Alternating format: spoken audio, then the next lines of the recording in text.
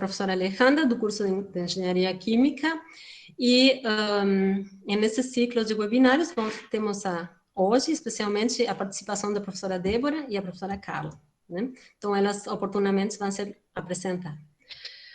Bom, eu queria comentar ou contar para vocês por que eu decidi falar da crise ambiental nesse ciclo de webinários. Porque é um ciclo que fala, sobretudo, de dicas, né, dicas práticas, conselhos úteis em relação à vida acadêmica de vocês, que são sumamente importantes, né, para quando está começando, quando está estudando. Mas também eu pensei, por que não falar da crise ambiental? Porque é um assunto que está muito relacionado não só com nossa vida acadêmica, sino com nossa vida profissional e nossa vida também cotidiana. E é um tema que permeia vários âmbitos, né, da sociedade e de nossas próprias vidas.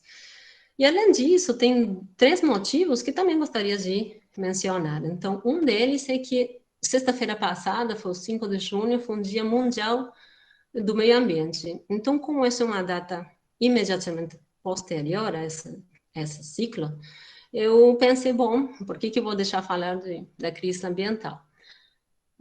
Porque esse é um dia reservado para reflexionar sobre a problemática ambiental. Outro motivo que me levou a escolher esse tema é que hoje em dia todas as universidades do país estão bastante preocupadas com a inserção de extensão nos currículos. E aí, uma das perguntas que surgiu é por que essa necessidade? E aí eu fui a ler, né, vários documentos e encontrei um que se chama Política Nacional de Extensão, e fala em relação a quais seriam as funções da universidade dentro da sociedade. Então, em algumas das passagens desse texto, que é bastante comprido, fala de que a universidade tem um papel de se envolver e de enxergar a problemática da sociedade. Então, fica claro que a universidade precisa enxergar problemas cotidianos ou problemas não tão cotidianos, mas que são iminentes na sociedade. A gente não pode simplesmente não enxergá-los.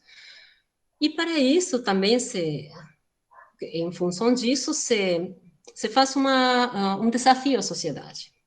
O desafio é de conseguir que a gente, como uma universidade, como uma instituição, consiga fornecer e subsidiar os atores sociais, ou seja, consiga ajudar aquelas pessoas que decidem sobre a nossa vida a que elas tenham decisões, né, mais lúcidas e que também consigam ter um engajamento melhor, um compromisso com um mundo melhor. Então, essa seria uma das funções da universidade também. Daí a necessidade que ela interaja mais com as pessoas, com a sociedade, com o nosso entorno. E o último motivo que eu encontrei, né, é que é nosso plano de desenvolvimento institucional, ou seja, aquele objetivo, né, que a Unipampa se propõe em relação ao tipo de pessoas que se formam nela. Então, dentro de muitas características desejadas e de aptitudes, estão as de formar pessoas que conheçam o valor do conhecimento em relação à importância social que esse conhecimento tem. E também se almeja de que as pessoas que se formam na Unipampa, uma vez inseridas no seu médio de atuação, no seu âmbito profissional, elas consigam ser pessoas autônomas, ou seja, que sejam capazes de dirigir a sua própria vida, que sejam pessoas reflexivas, ou seja, que parem para pensar quando uma situação é problemática, que parem e pensem sobre qual seria a solução, quais são as causas. Também se almeja que essas pessoas sejam críticas, ou seja, que consigam se perguntar, questionar, e que não acreditem em respostas prontas. E também seria um almejo muito bom que sejam também solidárias, né? Além de ter um bom desempenho profissional também, que isso seria, claro, o básico, né? Então, eu penso que o tema da crise ambiental está relacionado com essas aptidões almejadas, porque é uma problemática que realmente permeia todos os âmbitos, né, de nossa sociedade. Então, por isso que eu trouxe esse tema e coloquei aqui só para não esquecer.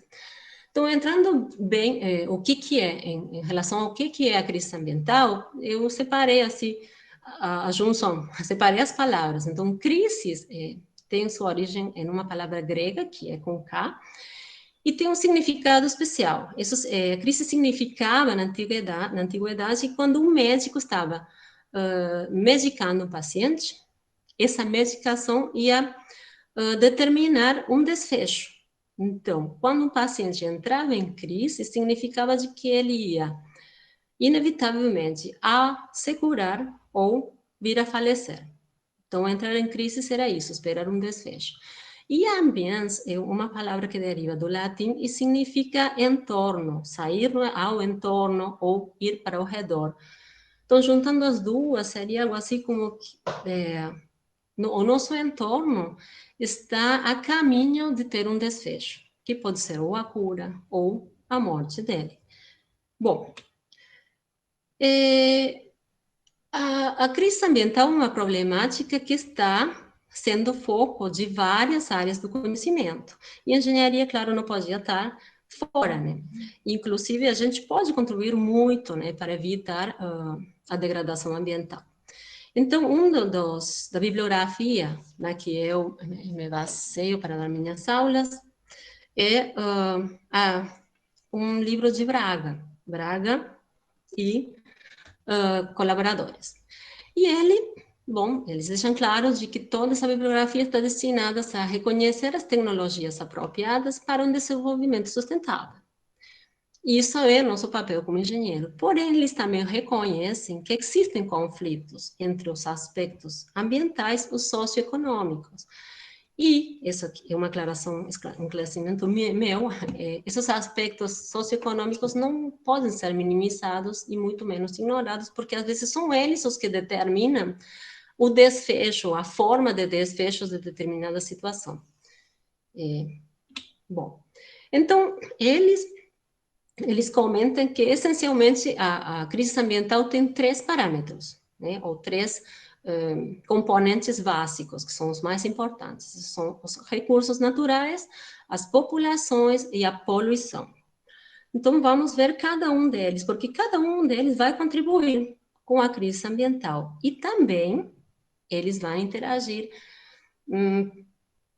agravando um pouquinho a situação também. Então, os recursos naturais são todos aqueles insumos ou aquelas coisas que a humanidade utiliza para satisfazer as suas necessidades, sejam estas básicas ou não.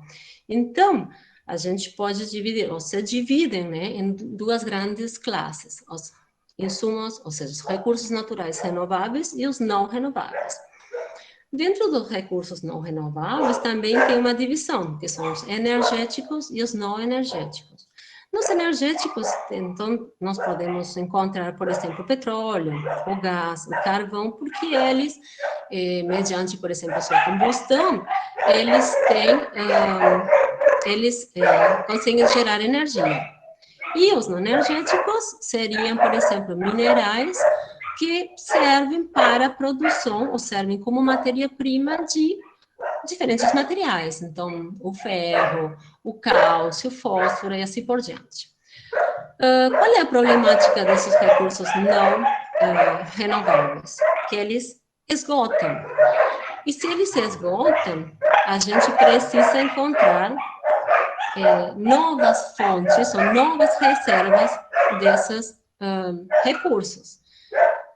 Então, um recurso que antigamente era facilmente acessível, agora, se ele se torna mais difícil, a gente precisa investir outros recursos para aceder a eles.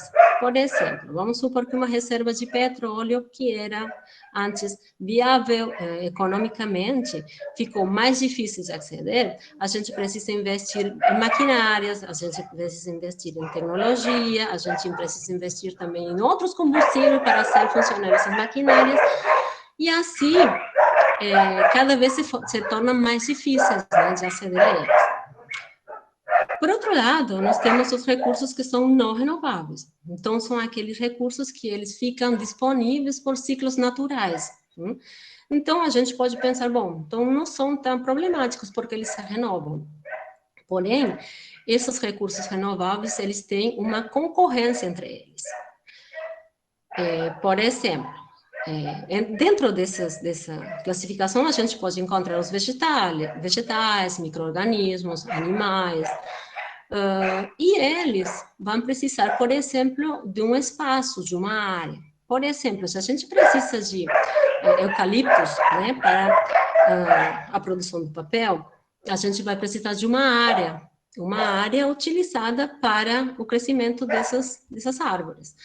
A gente vai precisar de algum mínimo de insumos, ou água, ou alguma disposição solar que seja viável, né, para o seu crescimento, algum tipo de insumo.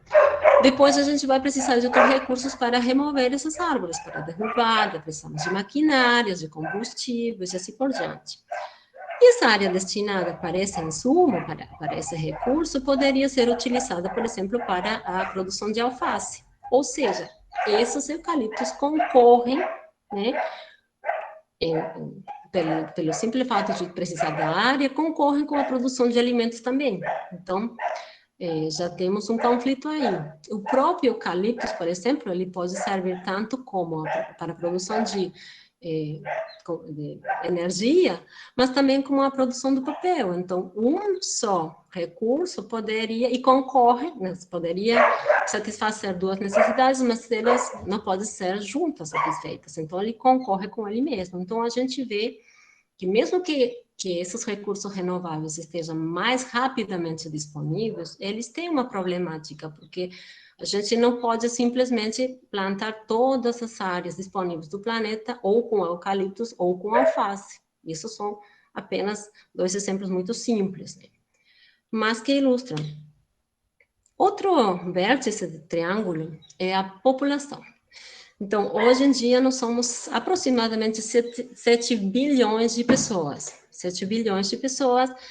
E acontece que, por bilhões de anos, a população se manteve em uma taxa de crescimento aproximadamente constante. Então, por bilhões de anos, a população se manteve quase constante em relação ao seu crescimento.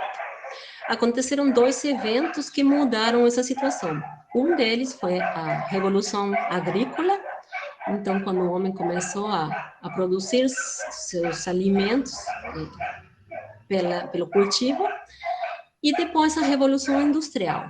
Então, a partir da Revolução Industrial, o crescimento se dá de forma exponencial, ou seja, de uma forma similar a essa curva que a gente conhece hoje em dia pelo contágio do Covid. Então, estaria aqui a curva. Então, por bilhões de anos, a população se manteve aproximadamente com um crescimento constante. E aqui, a partir da Revolução Industrial, que a gente pode ver que são aproximadamente, foram menos de 300 anos, a taxa de crescimento é de aproximadamente 1,2% anuais. E com essa taxa de crescimento, a gente conseguiria, por exemplo, repor em um ano todas as mortes que aconteceram em uma situação também de pandemia que aconteceu na Europa, porque através da peste negra ou a peste bubônica. Então, todas as mortes que aconteceram em 5 anos, a gente poderia repor em um ano. Se vocês vão, hoje em dia, a um site de estatística em vivo, dá para ver que, embora, claro, aconteça essa situação bem dramática que a gente está vivendo agora, a população continua aumentando. Talvez um pouco menos que antes que começasse tudo isso. Mas tem uma curiosidade nessa curva, que a maioria, sim, que tem um tracejado bem no final dela, com uma diminuição drástica da população. Mas aqui que é atribuído isso aí, eu não sei, mas todo parece indicar que essa situação da o crescente crescimento da população é algo que é inviável, né? Se a gente considerar ainda os recursos, bom, a situação vai começando a complicar. Por quê? Porque toda essa população vai precisar satisfazer as suas necessidades. E já vemos que nos recursos se tem limitações, né? Por outro lado, tem alguns fatores, tipo a população mundial está 60% em cidades grandes e o resto está nas campanhas. Aí já tem uma diferença de nível de consumo. O mesmo acontece em relação a países desenvolvidos e os outros. Os países desenvolvidos têm aproximadamente 20% da população, sendo que os outros são 80%.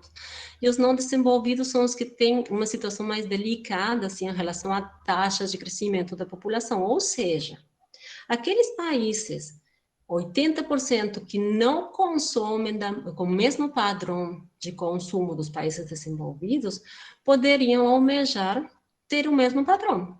Então, aí a situação poderia complicar um pouco mais. E, por outro lado, se esses países em desenvolvimento não estão contribuindo com a crise pela forma de consumir, eles podem contribuir sim também porque eles têm uma taxa de crescimento maior.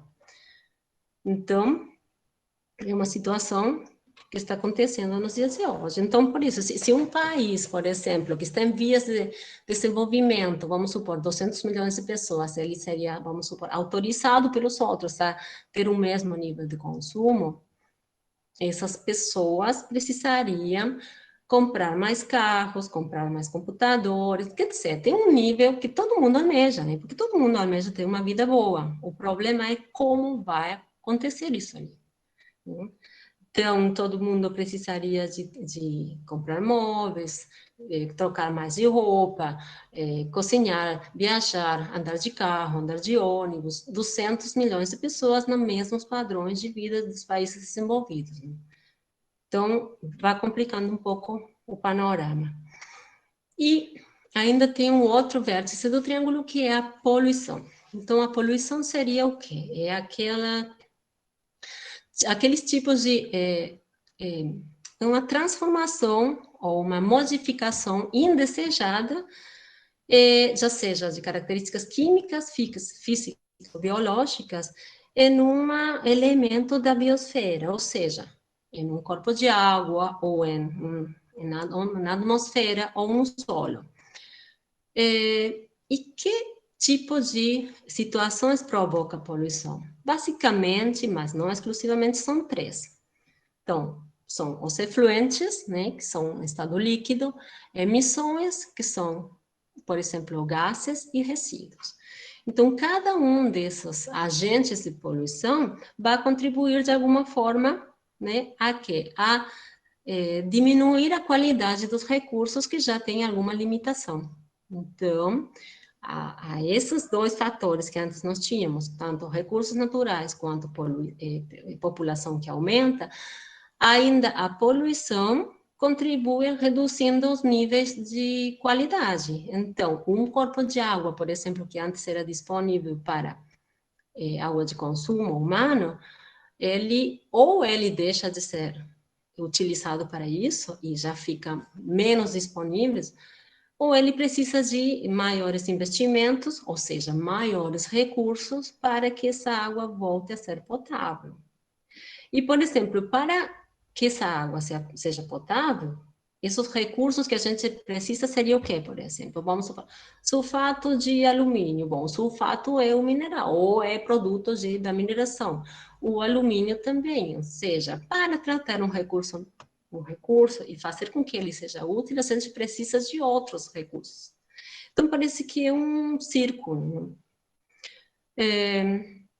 Então, só voltando, essa poluição, então, seria qualquer tipo de despejo, lançamento, emissão, destinação final, ou dos resíduos, ou de emissões e de efluentes. Então, a consequência delas é diminuir a qualidade dos recursos disponíveis.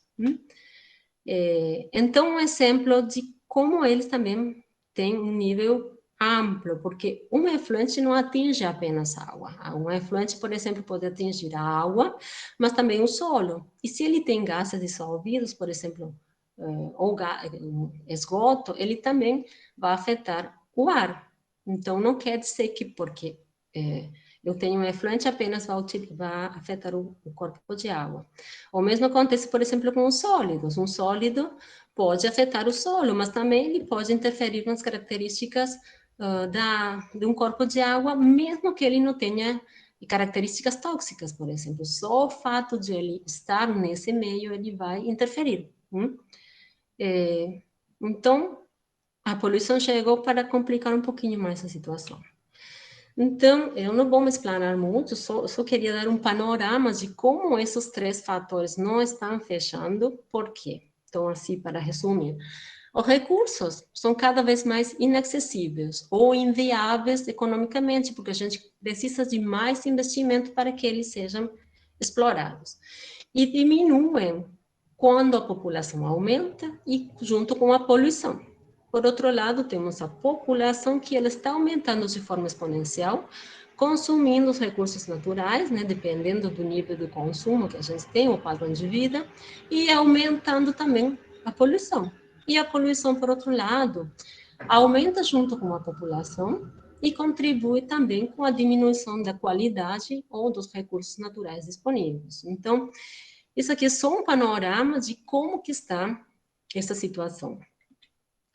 E nós temos que lembrar que absolutamente todos os bens e consumos que a gente utiliza derivam da natureza. Então, tudo deriva da natureza, ou com um processamento básico, ou processamentos sofisticados, todos os nossos materiais, todos os nossos bens e consumos tiveram sua origem na natureza. Então, se a gente não preserva, a gente não tem de onde extrair depois. E parece algo óbvio, mas nós temos que entender. E por último, queria comentar um artigo que eu descobri procurando algum tipo de solução, porque tem, claro, várias propostas, né? A gente vai escutar. E tem várias propostas em relação a como que a gente pode viver de uma maneira sustentável. Porém, tem algumas visões que vão um pouquinho além e que falam de que, por exemplo, a crise ambiental pode ser vista como uma crise da ração. E aí eu perguntei, o que é isso da crise da ração? E aí, lendo um pouquinho, eu vi que isso estava relacionado com a crise do pensamento, ou seja, uma crise em relação à nossa forma de pensar.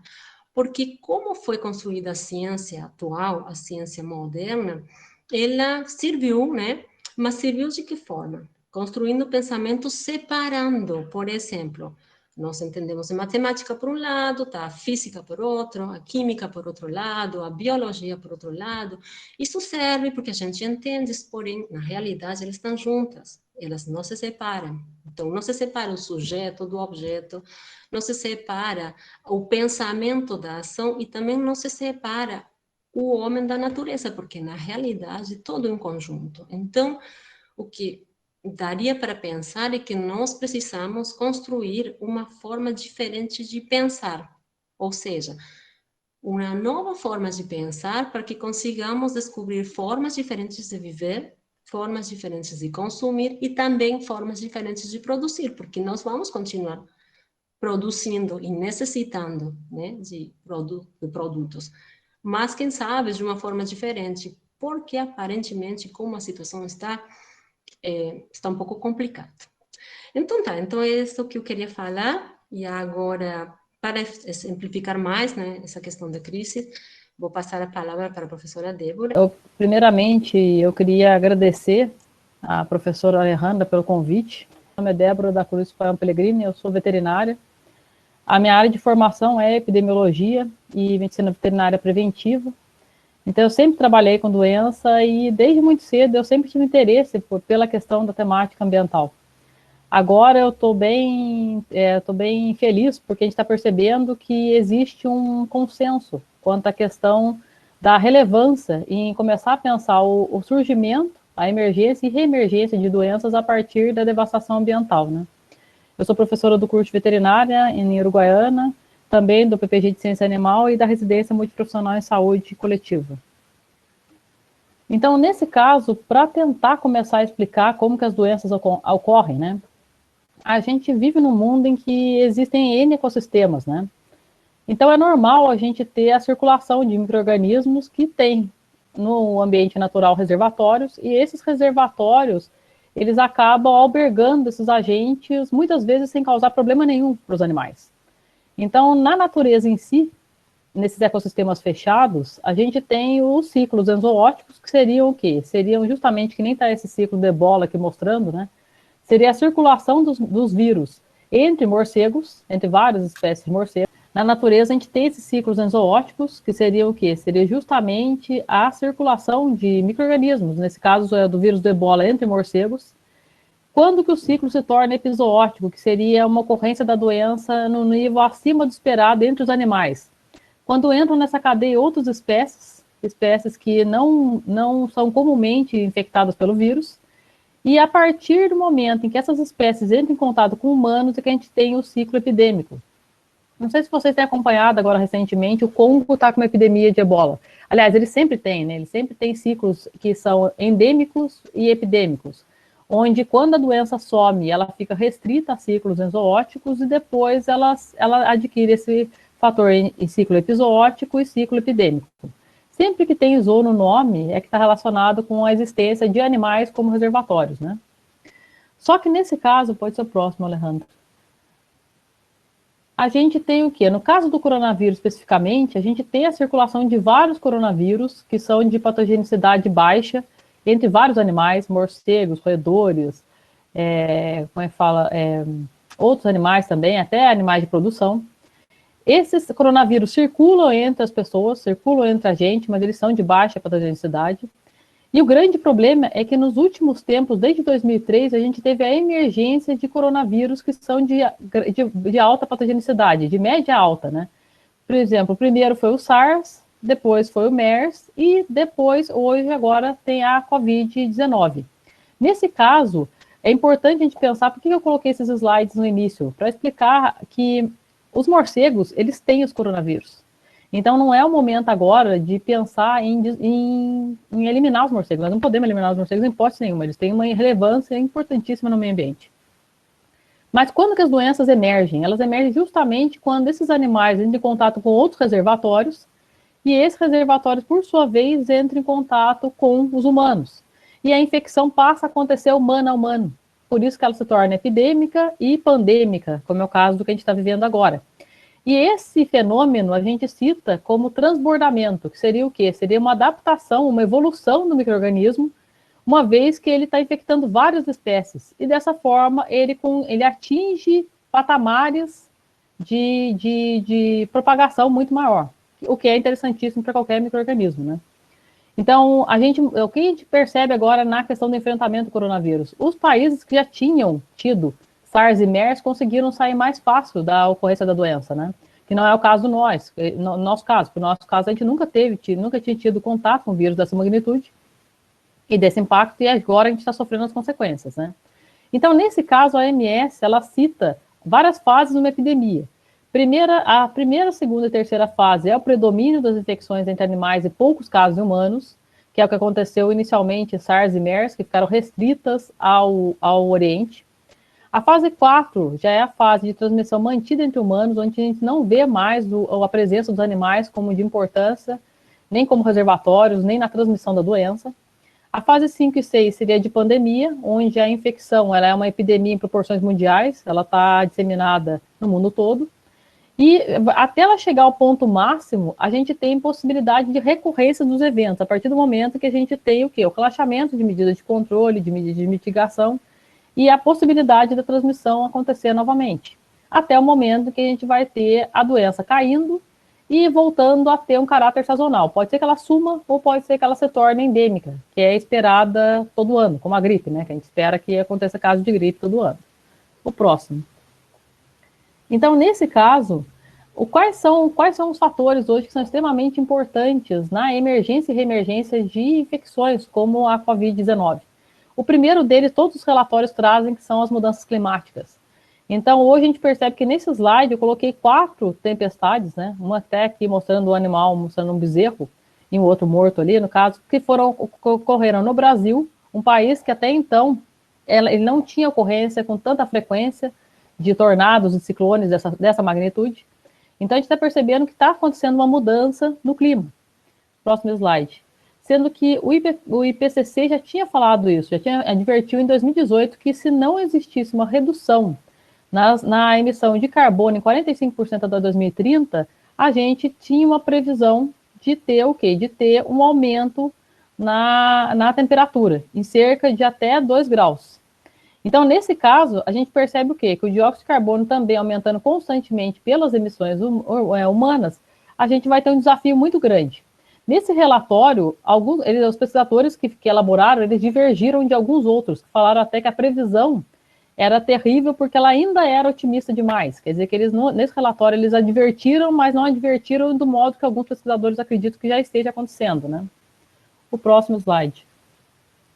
Nesse caso, um outro relatório saiu no passado, não sei se alguém teve acesso a esse relatório, falando também que hoje, se a gente for pensar bem como humanidade, a gente tem uma dependência muito grande, tanto quanto ao oceano quanto à criosfera, né? Hoje, o planeta Terra, a criosfera é muito menor do que já foi em algum momento, e 71% do oceano, 71% da superfície da Terra é ocupado pelo oceano e 97% faz parte de 97% da água da Terra também. Então, nesse caso, por que é tão importante a gente pensar no oceano em si? A gente tem que pensar também nos ecossistemas que são únicos e que têm espécies que são únicas. E outro conceito também que tem emergido muito na questão não só de doenças, como também na questão ecológica, é essa interconexão. A gente muitas vezes olha para um relatório dele e acha que a gente não tem ligação nenhuma com o oceano, nem com outros ecossistemas, e na verdade isso é uma mentira, porque todos estamos conectados. Então, a partir do momento que essas populações, ou que esses habitats únicos somem, qualquer possível micro-organismo que infecte esses animais pode passar para nós. Então, esse é o maior perigo que a gente está percebendo hoje na maioria dos relatórios e publicações, né? Esse relatório trazia um panorama da gravidade, falando que até 2100, as geleiras iam perder mais de 1/3 de sua massa, reduzindo o suprimento de água para consumo humano. A massa total de animais no oceano também diminuiria 15%, reduzindo em 24% a possibilidade de pesca. As nações insulares também elas iam desaparecer e as populações costeiras teriam que migrar por isso. Aí, quando eu apresentei isso numa aula da veterinária, até um aluno me disse que ele não acreditava nesses relatórios. Aí eu falei para ele que é muito complicado a gente não acreditar num relatório que é baseado em 7.000 artigos, em 104 atores, e 36, proveniente de 36 países. Então, é um relatório que ele demorou 2 anos para ser feito. Então, eu acredito que o que tem nesses relatórios hoje é justamente o que a ciência é capaz de mensurar e o que é capaz de mencionar quanto à questão das mudanças, né? O próximo slide. Um outro artigo também mostrou a questão do aquecimento, sendo que foi uma outra abordagem, porque existia um grupo de pesquisadores que eles eram céticos quanto aos modelos climáticos que eram publicados pelo IPCC, né? Então, esse grupo, liderado por um milionário, eles começaram a fazer medições próprias. Então, o grupo é a Berkeley Lab, que tem 13 pesquisadores que tiveram o prêmio Nobel, e mais 1.469 outros pesquisadores, e uma ONG que chama Future 500. Essa ONG, eles falam até que a missão deles é justamente gerar conhecimento que contribua para a humanidade. Então, nesse caso, eles mostraram que, a partir da década de 80, 70, 80, começou a ter o aquecimento, que são justamente essas linhas vermelhas, né? Então, aqui mostra o Brasil no último século. O próximo cliquezinho acho que mostra a marcação. Então, de 71 a 2000 mostra esse período de referência, mais um clique, Alejandra, que daí mostra a outra tabela. E aqui mostrando o aumento de 1850 a 2018. Então, aqui mostra o aquecimento de todo mundo. Em cima mostra do Brasil e aqui mostra de todo mundo. Nessa situação, por que é tão importante a gente pensar na questão dos ecossistemas, né? Hoje tem 5 países que concentram 70% dos ecossistemas intactos no Brasil, né, no mundo, aliás. O Brasil é um deles, né? Por isso que a gente tem que começar a falar da relevância de que quando a gente desmata, quando a gente faz qualquer tipo de ataque ao meio ambiente, a gente indiretamente está nos atacando, pensando que qualquer tipo de extinção que aconteça, esses micro-organismos, esses agentes que estão restritos a esse ecossistema fechado, podem fazer o que o coronavírus fez agora, migrar para a nossa espécie, causando possíveis pandemias. Aqui a gente tem justamente mostrando que a gente teve um aumento de desmatamento na Amazônia Legal no último ano. Até vocês devem se recordar que assim que o INPE falou sobre isso, teve uma série de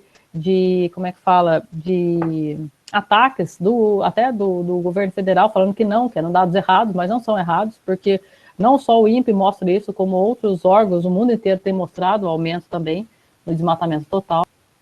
E a gente verifica que o estado do Pará é o que lidera o desmatamento em si, seguido do Mato Grosso, Amazônia e Rondônia, né?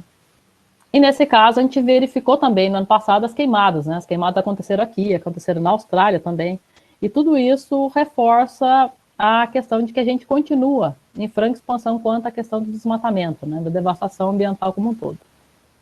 Nesse caso, a semana passada, não sei se alguém também acompanhou, saiu que um pesquisador chamado Davi Lopola, ele falou assim que a Amazônia, ela pode ser o maior reservatório de coronavírus do mundo. Realmente, a gente não sabe hoje quais micro-organismos a Amazônia alberga. A gente tem vários catalogados, muitos são piores que o coronavírus, sem vacina, sem possibilidade também de estratégia de mitigação e controle. Mas, nesse caso, ele citou especificamente coronavírus por saber que circulam alguns coronavírus também e que pode ser que, a partir do momento que a gente desmate, que a gente vá aumentando as fronteiras rumo à degradação e devastamento da Amazônia, a gente está entrando com possibilidade de entrar em contato com esses agentes e, dessa forma, a próxima pandemia pode sair a partir daqui, né? Pode sair do Brasil. E, nesse caso, além disso, a gente tem que verificar também que outro reflexo das mudanças também são o aumento das estiagens. Esse ano a gente teve uma estiagem bem significativa aqui no estado, e a gente pode perceber que isso também vai afetar de forma geral, não só a questão também da natureza em si, mas também a questão da oferta de alimentos, justamente porque isso acaba caindo diretamente na produção de vários cultivos, né? Outro aspecto muito importante é a questão do tráfico de animais, né? Quanto à extinção e tráfico de animais. O ano passado, o pessoal do Exército aqui do Uruguaiana me convidou para dar uma palestra para eles, e eles queriam que trouxesse a temática de tráfico de animais à fronteira do Rio Grande do Sul. Eu confesso para vocês que eu não trabalho com essa parte silvestres, mas eu achei a área bem interessante, porque como eu trabalho com doenças, eu falei, é um assunto bem interessante para tentar obter maiores informações para a gente chegar à conclusão do que acontece, né? Eu fui até o IBAMA aqui em Uruguaiana não tinha informações, não tinha, eles falaram até que recentemente, há 2 anos, eles não tinham nenhuma apreensão de animais pela fronteira, apesar de que aqui é uma área que a gente sabe que acontece isso, que acontece a passagem de animais e o tráfico também, aqui em Livramento até, se eu não me engano, num outro mapa que eu vou mostrar posteriormente. Mas, apesar disso, eles não tinham nenhum acesso a essas informações nos últimos 2 anos. Em nenhum momento eles tiveram apreensão de animais. O fato de não ter apreensão não implica que não exista, né, gente? Implica que o esquema é muito bem fechado e que muitas vezes ele passa despercebido. Ainda mais hoje, que a gente tem uma rede toda regulada por celular, por satélite, onde, uma vez que existe a possibilidade de ter alguma apreensão, eles mudam a rota, né? Quais seriam as consequências do tráfico de animais? Primeira delas, as sanitárias. Os animais são vendidos sem nenhum controle sanitário. A gente não sabe se eles são reservatórios de alguma doença, se eles têm algum outro problema, a gente não tem dimensão disso. Inclusive, a gente nem sabe se as pessoas que entrariam em contato com esses animais poderiam pegar alguma doença. Outra questão é a questão econômica. Hoje a gente sabe que por que acontece o tráfico de animais? É porque é extremamente rentável, extremamente rentável. Então, por isso que acaba acontecendo, e por isso que a gente não tem acesso a essas informações, porque é muito rentável. E a questão ecológica é uma questão que ela é extremamente importante, porque essa captura feita em massa, sem critério, ela está extinguindo as espécies. Então, na nossa região mesmo, a gente tem a extinção de várias espécies de pássaros que não são mais vistas, e que, se a gente for pensar bem no mapa do Rentas, mostra que aqui é uma área justamente de apanha e tráfico, principalmente de aves. Então, a gente percebe que a gente vai perder justamente quando a interação ecológica, quando a perda de herança genética. Fora que, uma vez que eu extingo uma espécie, automaticamente eu estou afetando toda a cadeia. Então, outras espécies relacionadas a ela também vão ser atingidas. E, desse modo, a gente vai ter um problema muito maior no ecossistema dentro de um prazo muito curto, né? Aqui mostra as rotas no Rio Grande do Sul. Isso eu achei num relatório de cerca de 10 anos do Rentas. Eles mostram que aqui em Uruguaiana e Livramento tem a área de apanha e transporte também, de passagem desses animais. Apesar do IBAMA informar que ele não tem essas informações, justamente porque ele não está conseguindo aprender, né? E recentemente tem saído bastante artigo interessante falando justamente sobre isso. O artigo mostra que a grande questão nossa hoje, quanto à questão de extinção e também tráfico de animais, ela vai interferir na transmissibilidade de vários vírus, porque esses vírus, hoje a gente tem dois conceitos importantes em ecologia, né? Um conceito deles é riqueza e o outro é abundância. Quanto mais a gente extingue espécies, a gente vai diminuindo a riqueza do nosso planeta, porque daí a gente vai diminuindo em tipos de animais, espécies de animais.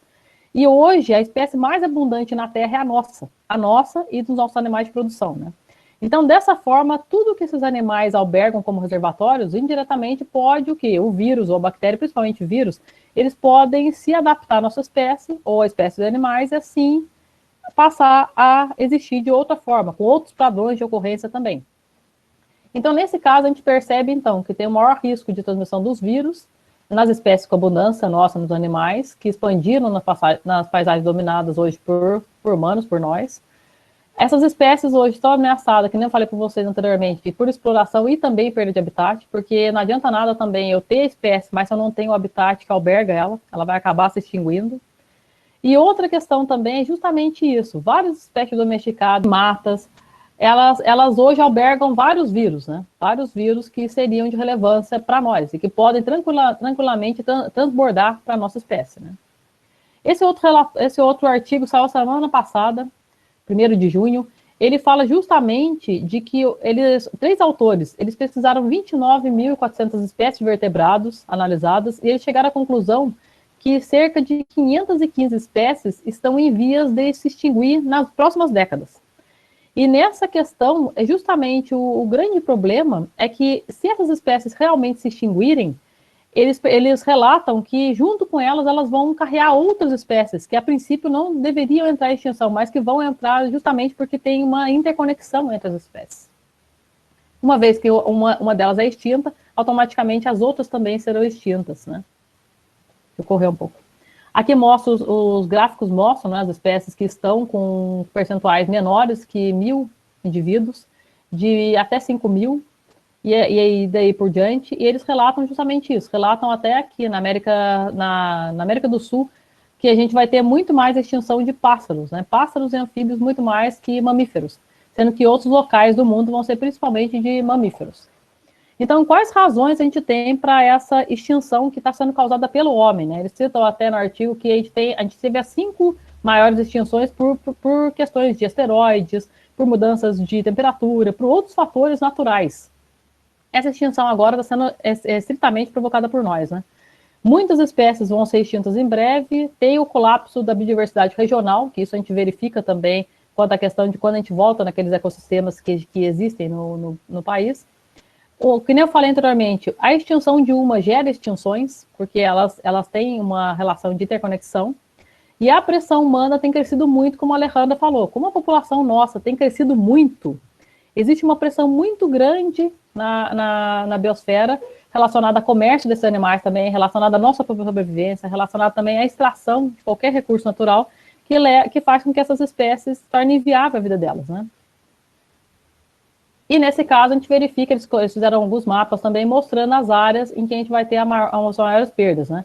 Aqui vão ser dos 48 mamíferos e 29 pássaros, que estão à beira da extinção, as espécies onde elas estão localizadas. Percebam que a maioria é nas áreas tropicais. O próximo slide mostra as 515 que eles citaram, que estão à beira da extinção mesmo, né? E a gente verifica que o nosso país aqui, a gente tem várias espécies que foram avaliadas por esses pesquisadores. Nesse caso, se a gente for reparar bem, gente, a Alejandra falou bem isso, se a gente não mudar o nosso pensamento, a gente não vai ter como frear o que está acontecendo. Então, hoje, o pior animal mais perigoso do planeta somos nós. A gente está fazendo um desastre ambiental de uma proporção muito maior que qualquer tipo de outra ocorrência que já teve na Terra. Então, por isso que a gente vai ter que repensar tudo, repensar a nossa estratégia de consumo, repensar a nossa estratégia de extração, repensar tudo, né? E a questão das doenças também, elas entram nisso. A gente vai ter que repensar a questão não só das mudanças climáticas, como dos animais também, da extinção, mas também a questão de turismo, globalização, o uso da terra, adaptação desses patógenos a outras espécies, que eu citei do coronavírus. Esses micro-organismos, eles evoluem. Então, eles adquirem novos fatores de patogenicidade, por isso que a gente acredita até que o coronavírus ele vai se tornar endêmico e talvez a vacina não proteja sempre, então a gente vai ter esse risco ainda também. A alteração do manejo de animais de produção, animais de companhia, comidas exóticas também, como eles têm citado, que foi a possibilidade de transbordamento do coronavírus aconteceu dessa forma, e também outros fatores relacionados, né? Como transporte também de pessoas e animais, e também outras alterações influenciando até artrópodes, né? Até a ocorrência de possíveis vetores. Então, dessa forma, a gente verifica que lá na época da Grécia, né, Aristóteles falava que a natureza não faz nada em vão. A gente vai ter que repensar uma série de coisas para evitar com que outros coronavírus ou outros agentes provoquem outras pandemias no futuro. Por isso que a gente tem que repensar tudo. Queria agradecer a atenção. Muito obrigada, professora. Então, agora vamos escutar a professora Carla. Boa tarde a todos e todas. Obrigada, Maria Alejandra, por me proporcionar, né, esse espaço para uma discussão tão importante que, como vocês podem observar, ela é pauta de várias áreas do conhecimento, né, e vem se tornando cada vez mais emergente numa discussão de mudança paradigmática, né, de nós mudarmos a nossa forma de ser e de pensar o mundo, certo?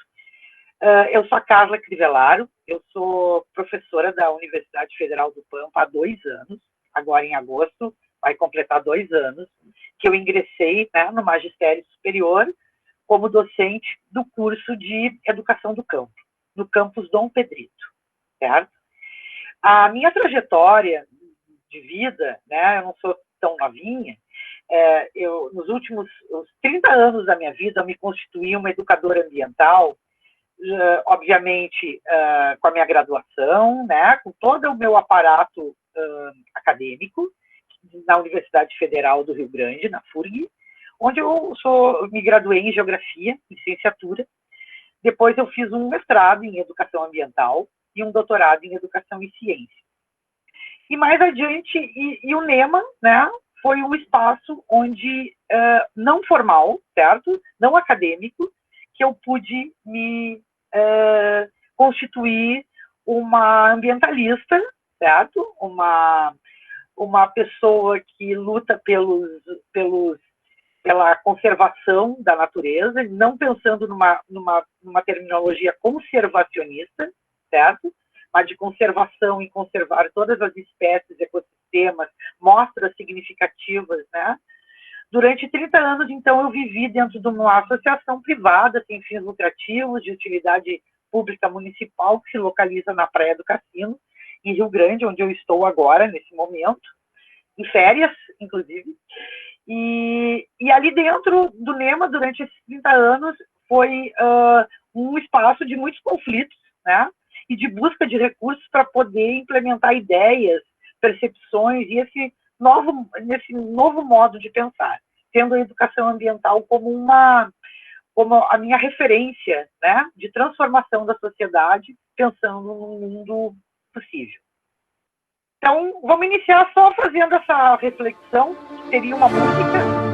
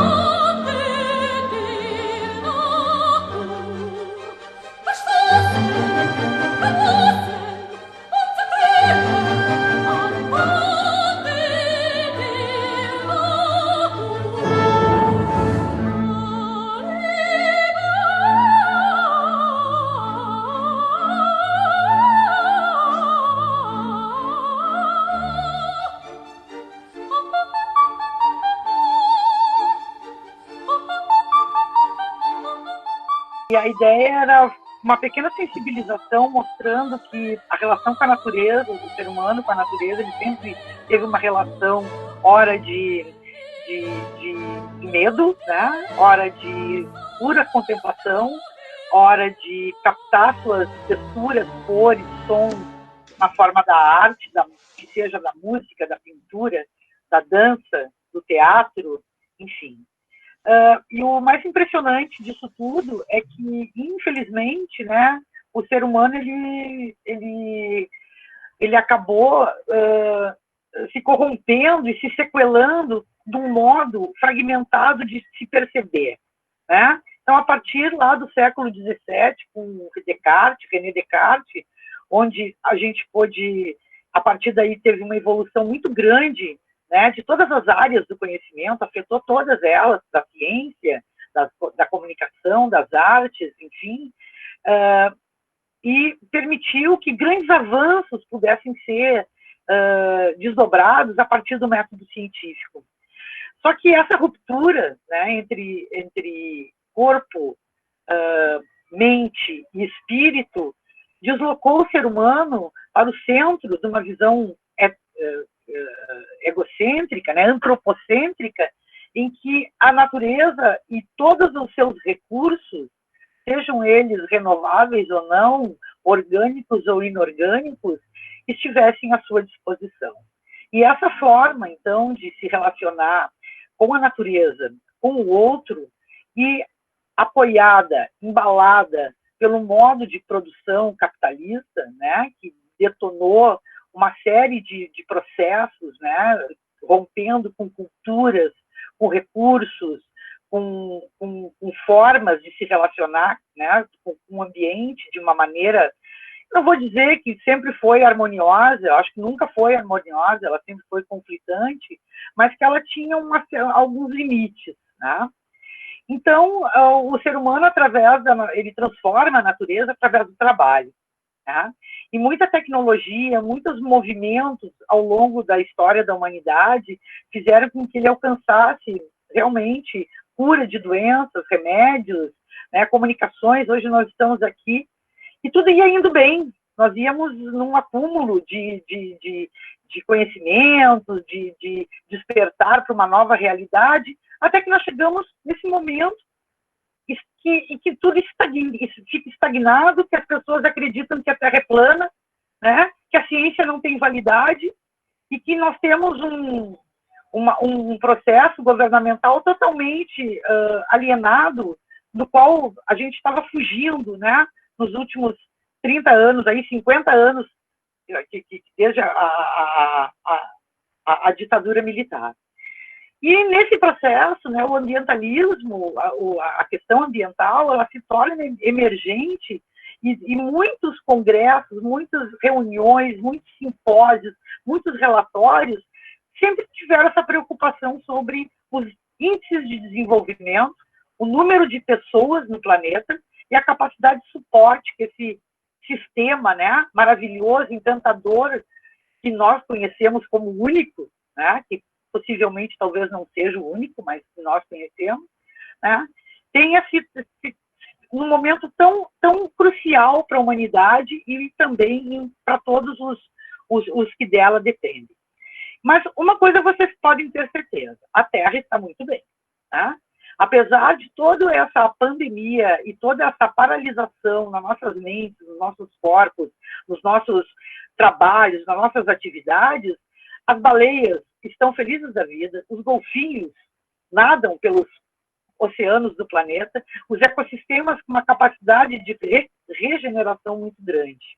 Então, a gente mostra que, ao mesmo tempo, o ser humano, com a sua capacidade de criar e de se transformar para o bem, ele também acabou, pelo fato dele ter um pensamento cartesiano fragmentado, a gente acabou também chegando nesse esgotamento dos nossos recursos, né, de pensar a Terra como apenas uma bola rochosa, né, e não pensar ela como Gaia, como viva, que se relaciona, existe uma palavra fundamental nesse processo, que é a interdependência. a interdependência de todos os seres, de todos os elementos, né? Desde uma pequena bactéria até o maior mamífero e mais, né, no topo de uma cadeia trófica. Então, essa consciência, esse desenvolvimento é o que eu acho que nós temos que aguçar dentro dos nossos estudantes, dentro das universidades, né? Fazer com que ele, que vá para o trabalho, para a sua profissão, que ele possa estar sensibilizado e tomado dessas informações e dessa capacidade de pensar o sistema Terra como um sistema vivo e que se interrelaciona e que tem a capacidade de se transformar e de se auto-organizar. Bom, dito isso, né, nós vemos na história da humanidade esses movimentos acontecendo em determinados momentos, né, muito significativos, né, pontuais, que detonaram processos de criação de novas tecnologias e também de novas dimensões políticas e também ideológicas. Então, para começar a falar, eu posso começar a pensar assim, da Raquel Carson, que eu acho que ela é uma referência, né, para o movimento ambientalista, que é uma escritora americana que escreve um livro, um best-seller, que se tornou um best-seller, que se chama Primavera Silenciosa, em que ela denuncia toda a emissão de gases e o uso de agrotóxicos nas plantações dos Estados Unidos. E esse livro, ele fez com que a parte de grupos cientistas fizessem uma reflexão muito grande e avançassem para fazer o quê, né? Então, aí foram construindo relatórios do Clube de Roma, na década de 60, né? Foi o primeiro sinal, né, do descontentamento popular com o modelo do capitalismo industrial. Então, ele apontava esse movimento, né, que se iniciou em Paris, maio de 68, depois Berkeley, Berlim, Rio de Janeiro, ele apontava para mudanças radicais que iriam se estender a vastos domínios, né? Influenciados não apenas a economia e a sociedade, como também o próprio modelo civilizatório. Que tipo de modelo de civilização nós queremos, né? Que usos e costumes. Para onde que nós vamos? E, a partir daí, então... Opa, só um pouquinho, gente.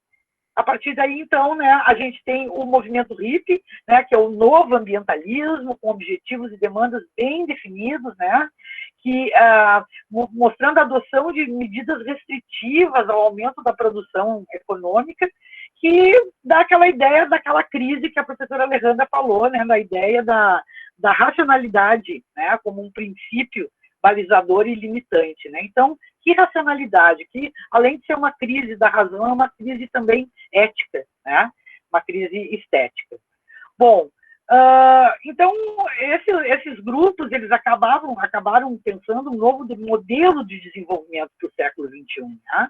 E aí, então, é que a gente se depara, a partir do final dos anos 70, com um conceito que ele é controverso para alguns e que eu trago aqui, né, como talvez uma utopia concretizável numa perspectiva das utopias sustentáveis, né, que é o tal do desenvolvimento sustentável, né, que ele passa a ser adotado como uma forma, né, de combater toda... Que avançar no desenvolvimento, né, com respeito ao meio ambiente. Só que se você for pensar, né, de que forma, que tipo de desenvolvimento aconteceu, principalmente depois da guerra, né, e que o desenvolvimento econômico ele não representa mais uma opção aberta, uma possibilidade ampla para o mundo, né? Porque eu acredito que recursos tem para todo mundo. O que não tem é o acesso, né? Alguns têm muito e outros têm muito pouco. Então, eu acho que apesar de ter a quantidade de pessoas, um crescimento exponencial, cada vez maior, cada vez com mais terras para produzir comida também, né? Isso aí é importante. Isso aí, nisso, os grandes ecossistemas, a mega biodiversidade acaba sendo impactada de uma maneira extremamente violenta, né, trazendo resultados, consequências como a gente está vivendo agora, nesse início de século, certo? Bom, e aí chega até nós, então, uma outra terminologia que eu acho que eu utilizo mais, né, nas minhas aulas, em pensar o território como um espaço onde eu vivo, onde eu transformo, onde eu me sustento, principalmente num curso de educação do campo, né, onde a relação com o território ela é uma relação totalmente diferente de utilitarista, né, ela tem sabe-se utilizar os recursos ali, mas com um outro tipo de relação, com outra relação com a terra, né? E é isso que a gente vem trabalhando no nosso curso. E aí a gente ouve, então, emerge, né, um tema que é a sustentabilidade. Aqui, a partir de 1992, na Conferência das Nações Unidas para o Meio Ambiente, que é a Rio 92, a ECO 92, né, onde representantes de